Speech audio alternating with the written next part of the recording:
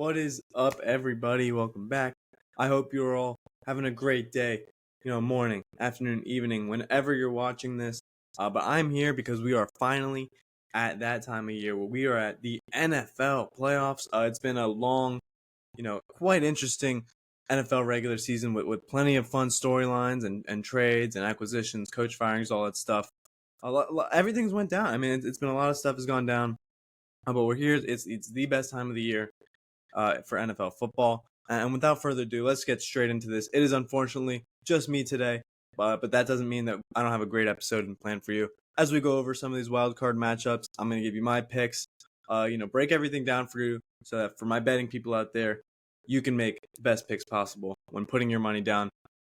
Before we start with our picks, of course, I would be remiss if I didn't talk about some of the coaching changes that are going on. Of course, Pete Carroll in Seattle is now out. Bill Belichick, the biggest one, is out. Mike Vrabel from Tennessee. There's many others, but I'm not going to get into every coaching change. We will do that at some point down the road. But I did need to mention those three because those are huge names.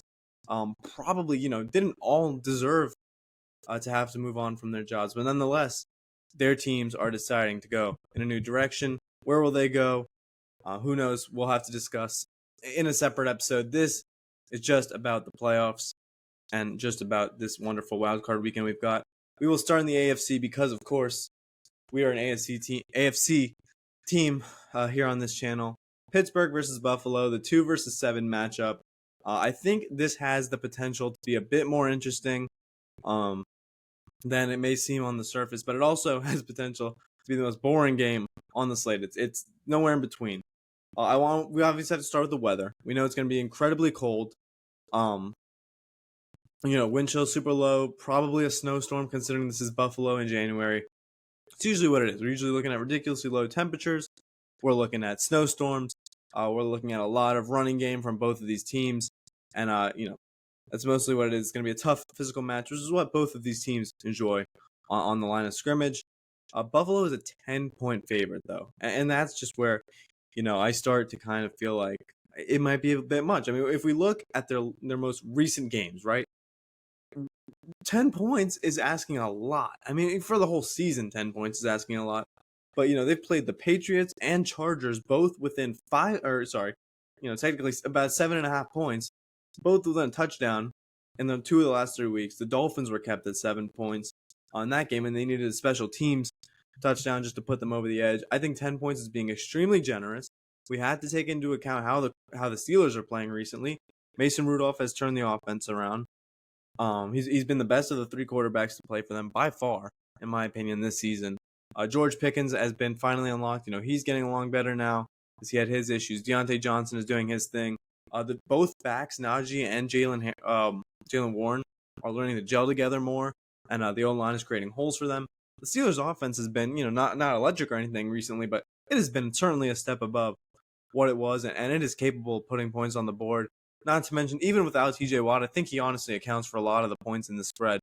Without TJ Watt, this is still a formidable defense. You've got Cameron Hayward, Highsmith. You've got Joey Porter there on the back end. Minka Fitzpatrick is coming back.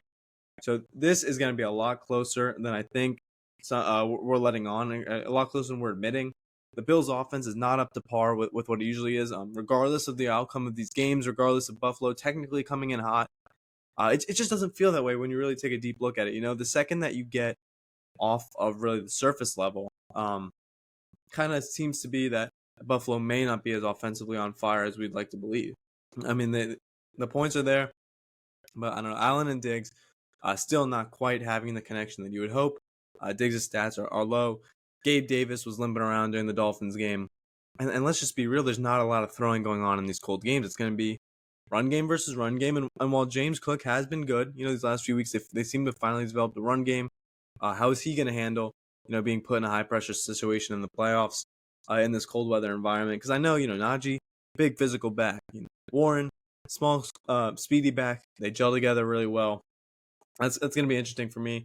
I think the Steelers covered the spread, and they have the potential to make this interesting. At the end of the day, though, I think it just proves too much for Buffalo. I think this is going to be a lot more of a defensive battle than people give credit for. And considering the weather, it seems to be a common trend for a lot of these AFC games is horrible weather. I think the Bills can't cover the -10, but I do think they escape with a win. I think it'll be 17-9. That is my personal pick. The Bills could put up more than 17. Steelers could put up more than 9. We got to look at the factors that are taking place, to start this game. I think it just makes sense.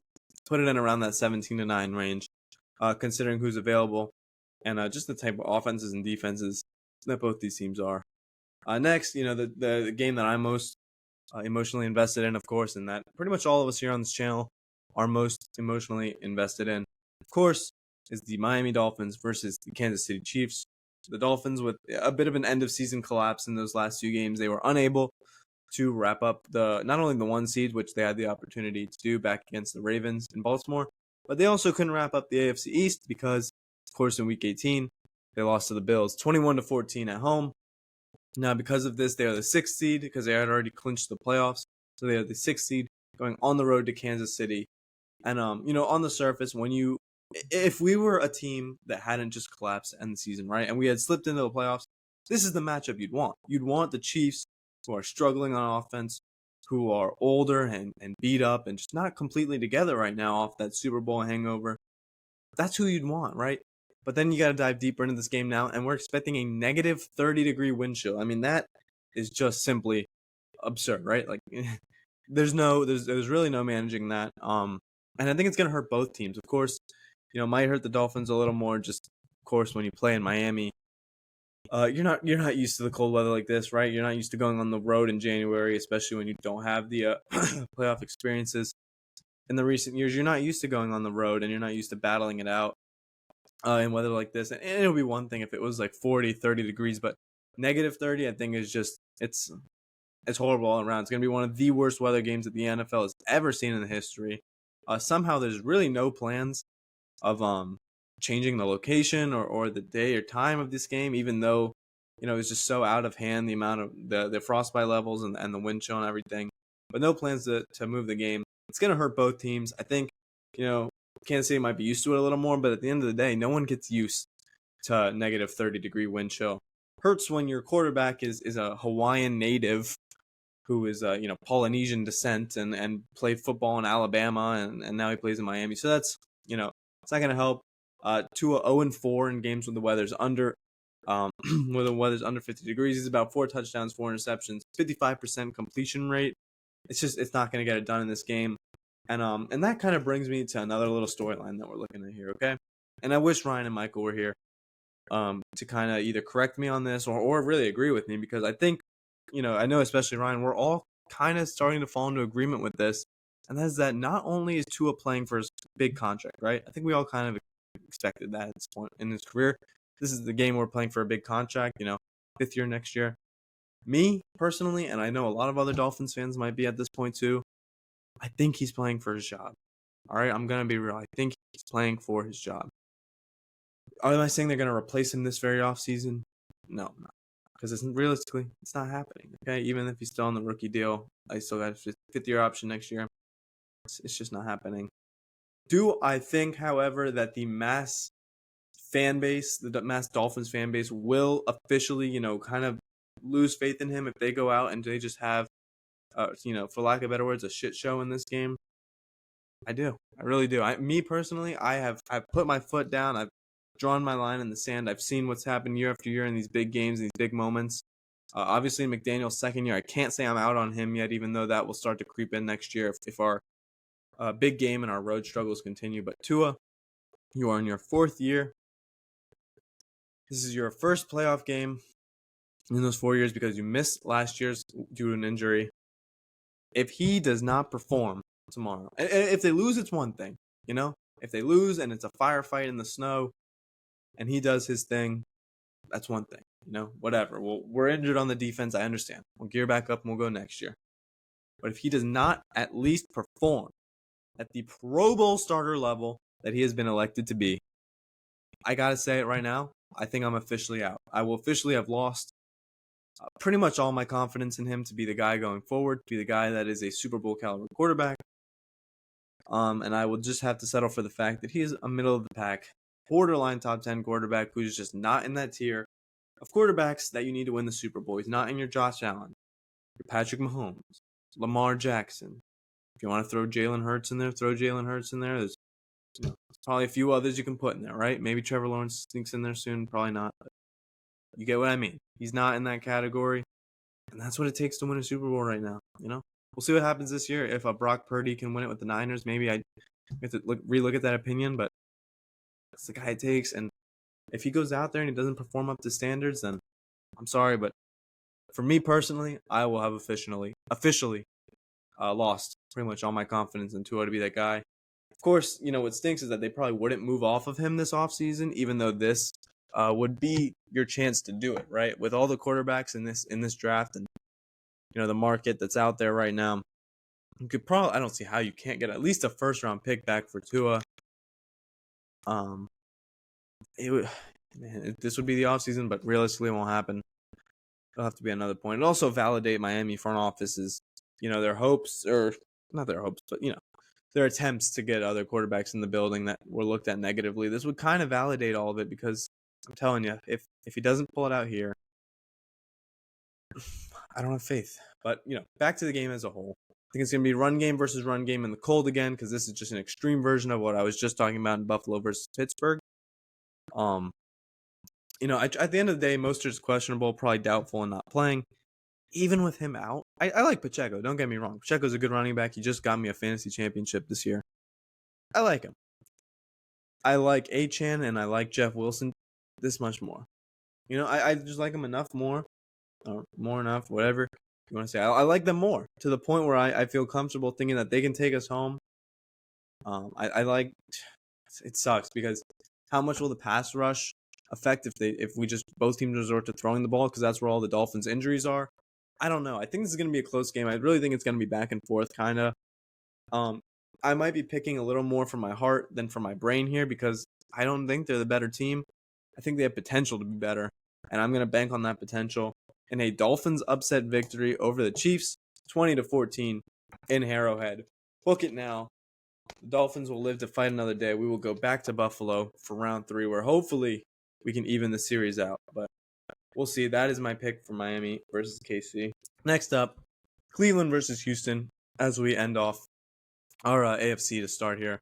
This one should be interesting. There's a lot of potential for a shootout here. Really, the only game of the first round, at least on the AFC side, that I think could be a shootout is Cleveland versus Houston.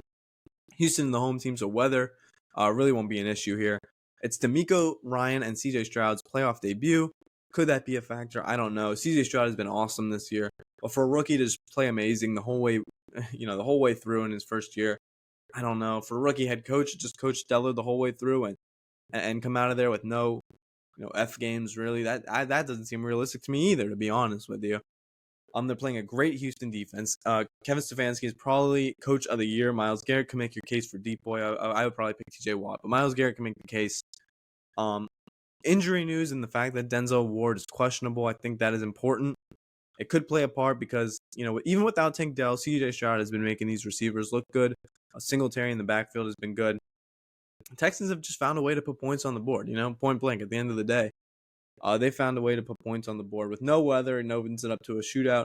But the Browns' defense and defensive scheme could be a problem for the two rookies at head coach and at the quarterback. I don't know. At the end of the day, though, with Flacco, he's 38. He's never lost a wild card game. I think it's just time. He hasn't been in the wild card in years. I think the Cinderella run just kind of comes to an end. How many times did we see this year, right? With the backups coming in, playing good for a few weeks, whether it was Josh Dobbs, Jake Browning, how many times do we see backups come in and look, even Mason Rudolph right now, how many times do we come in and see backups look good for 3 or 4 weeks and then just completely collapse? And we're hitting that point with Flacco. It's been, around that 4 or 5 week mark. I think a collapse is coming. It's the playoffs. I don't trust the Browns offense, even with Stefanski doing his thing. And, Cooper is playing amazing, but Cooper and Njoku I don't know, because the Texans defense isn't quite there either. I think I'm just going to bank on a Flacco collapse here. And Houston being the real deal at the end of the day. With home field in the playoffs, it matters. Browns defense is not the same defense on the road, no matter how good I was just talking about it being. It is good, but it's not the same on the road. And a home playoff game is very important in teams that are probably even. I know Cleveland just got the win a few weeks ago, but this is, it's a different scenario at the end of the day. Can Stroud elevate his game to the playoffs? We'll see. I'm going to take Houston in an upset 27-17. I think the Cleveland offense just stalls out. Flacco's been pretty turnover prone since taking the job in Cleveland, so I think some of the turnovers are going to come back to hurt them here. And Houston walks away from this one 27-17 to go face Baltimore in the next round. Well, with that being said, though, let's move over to the NFC because I feel like we kind of can tell who the winners are going to be here, right? And that's why when we talk about this, it's not going to be as much about the winners, who wins, who loses. It's going to be more about the potential storylines that are at play here, which I think is interesting to look at. And it starts in our first game, which is the Philadelphia Eagles versus the Tampa Bay Buccaneers, with Philly's offense struggle. Jalen Hurts banged up. Brown banged up. The coordinator's gone. The defense in shambles. The age of the offensive line. Everything is at play here for a collapse. And should that collapse happen, and Tampa Bay steals this upset at home, by the way, because they won the division, Tampa Bay is at home. Should that collapse happen, there are real reports. It's out there. Sirianni on the hot seat. Should the Eagles lose? And I don't think in any other year would a guy who just took his team to the Super Bowl be on the hot seat the next year if they collapse. But you got to look at it like this. Both the coordinators leave. You go to shambles. It's dysfunction. It's loud noise from it all year. Roseman in the front office and the owner. These are impatient guys. They want to win. They want to take advantage of this roster before time runs out. Frankly, that's just what it is. Before the age kicks in, before the money kicks in, they need to take advantage. In a coaching market where Pete Carroll, Mike Vrabel, and Bill Belichick will all one way or another be available, if Sirianni causes a just coaching collapse, and Philly just cannot do anything, and they totally stumble, and they lose to the Tampa Bay Buccaneers, I think there's a real chance that Sirianni is on the hot seat, and if not fired, frankly. I think there's a real chance he gets fired too. And I think this is probably the perfect the perfect landing spot for Bill Belichick, realistically. I think he could fare awesome here. A young QB, but a developed QB in Jalen Hurts, who will need probably a bounce back year after kind of the down year that he's had this year. An offensive line that's in place, defense with players that he can come in and scheme up to the best of his ability, because nobody does defense like Bill Belichick. I think it is an amazing landing spot for him should the Eagles collapse and Sirianni gets booted out, because honestly, it's a possibility. And at the end of the day, on Tampa's side, this is where it gets tricky for them to cause this collapse, because they haven't really been able to beat good teams, right? They went 9-8, barely slipped into the playoffs just because of the poor division that they play in. To no fault of their own, of course, but this team just isn't quite built to hang with the big dogs. They're kind of just in here because of the division. They can't beat good teams. They haven't done it all year. They're 1-5 against playoff teams, with their one win coming against the sixth seed, the division winner who was in their same situation in Houston. Who didn't have the most amazing record, but got in because of winning not the best division in the conference. But they can't do it. Really, they're 1-5 against playoff teams, like I just said. Baker, how is he going to look in a playoff game? He didn't play that bad. I mean, he's been good. It's just with the aging defense, not a lot of weapons on offense outside of Mike Evans. You don't really have a run game. How is they going to fare? And we've already seen this matchup earlier in the year, and Philly decimated them. I don't think they're going to decimate them now, because they can't blow out anybody anymore. They can't really get anything going. Team doesn't really have an identity, I think, but they're going to avoid collapse, narrowly avoid this collapse, and they're going to win 24-21. Eagles got this one. I think they go on to the next round to try to avenge their loss against the 49ers. Right, yes, that would be who they play. They'd try to avenge the loss of the 49ers. We'll see what happens then when it's time for me to make another episode of this. Our second to last game we have here on our slate today. An interesting one, but at the same time, not really. Again, like I said, more storyline than actual interesting game in this one. All three of the games in the NFC have an interesting storyline at play, which I think is great. It really does. It feels perfectly scripted. There's no storylines really in the AFC other than Tyreek Hill going to Kansas City. It's just, good game, pretty good game. Then we'll see what happens in Buffalo. Over here, the games aren't quite top-notch quality, but the storylines in each one are peak. Dallas versus Green Bay, Mike McCarthy going against his former team that fired him, that he won a Super Bowl with. Green Bay comes to town as the youngest playoff team in a long time, if not ever. They are, I think, the youngest team in the league, if I'm not wrong, with Jordan Love. I mean, He's a young quarterback, obviously. The entire receiving core is first and second year guys, really. Um, Even the defense, a lot of young players. So Green Bay's youth and their run defense to go along with that youth, in my opinion, are the biggest issues they face coming into Dallas. I think even though Dallas's run offense has not been strong, if I mean they'll take advantage of this because everybody is taking advantage of this Green Bay run defense. Um, Dallas has the better weapons. I think CeeDee Lamb is really emerged. It'll be interesting if Jair Alexander follows him. We've seen what he's been able to do to guys like Justin Jefferson, where he's been able to relatively shut them down. So that's a storyline to watch because if Jair Alexander takes CeeDee Lamb out of this game, what does Dallas do? Because we saw in the Miami game, the second CeeDee Lamb got taken out after having that monster first quarter, Dallas's offense just fell apart. They stalled. Who's going to be your number two guy? Is Tony Pollard going to step up? Because he struggled running. That injury that he had last year has seemingly taken a permanent toll on him. You don't really have a backup running back. Cooks and Gallup combined have not really been what you wanted them to be in a supporting role for CeeDee Lamb. Ferguson is young and upcoming. I like him, but is he going to be the guy to carry you home in a playoff game? So that's something to watch there. But I do think at the end of the day, Dallas's offense is just kind of going to overrun Green Bay's defense. If you look at the other side, the pass rush, I think, is going to get home on Green Bay. You've got Gilmore there still. And I think he might be able to shut down, you can't even tell who the Packers wide receiver one anymore because Watson is in and out with constant injuries. Jalen Reed he's fine. Wicks, Romeo Dobbs. I mean, you can't really pinpoint a number one. It's kind of a score by committee or a receive by committee. It's going to be interesting. I think it has the potential to be an interesting game. But at the end of the day, for me, Dallas's offense just kind of overwhelms Green Bay's defense. Dallas is at home. They are undefeated at home this year. It's like a 15-game win streak. They're a totally different team at home. And that's what makes them scary going into this playoff run, really, is that they're going to get almost every game at home, except the NFC Championship. But all it takes is one team to maybe, not a Ram, sorry. I guess it would be, right? It would be a Rams over Cowboys probably if that was the case, if they won, right? Yeah, so I think it would. I couldn't tell you honestly, but anyways, or Rams over Niners, sorry. Rams upsetting the Niners. All it takes is that and Dallas has home field the whole way through the NFC, and that could set them up to be a really scary team, possibly make their run to the Super Bowl. As far as this game goes, I think Dallas is kind of going to handle them swiftly. I think it's going to be 31-17 Dallas. They have no problem making it through to the second round, where they will see either Philly, if Philly wins and the Rams win, then it would be Philly goes to Dallas, Rams go to San Francisco.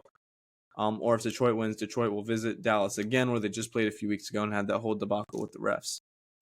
Should be a good game, though. I've got Dallas winning by about 14, covering the spread. They're just too good at home. Lastly, and in my opinion, the best NFC game, Detroit versus LA.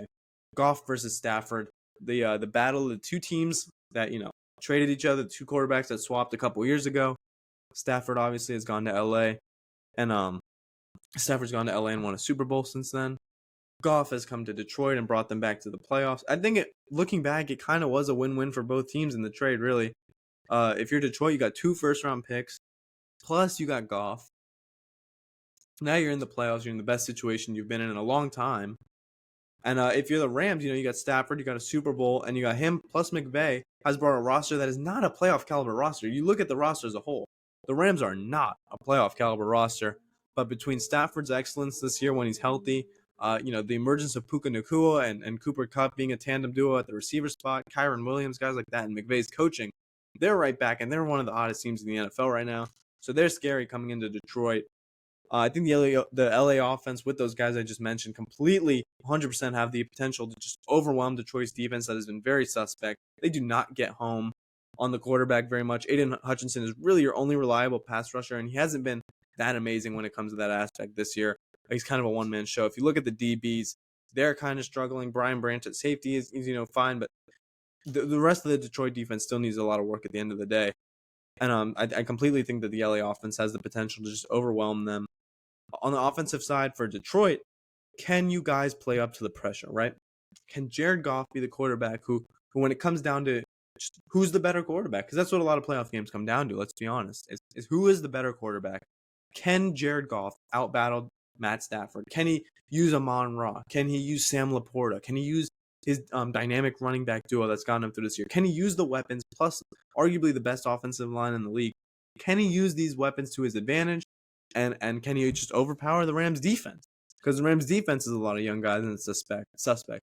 There is no more there's no Von Miller back there. There's no more Jalen Ramsey back there, Leonard Floyd. It's Aaron Donald, some decent pieces, and a lot of young guys, right?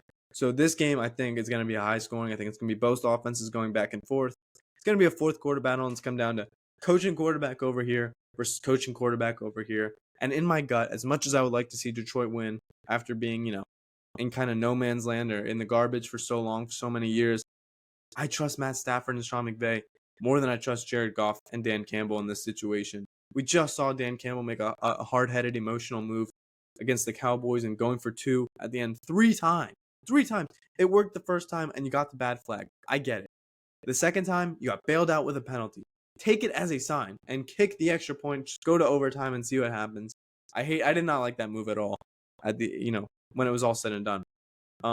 So for reasons like that, I trust Sean McVay and Matt Stafford more.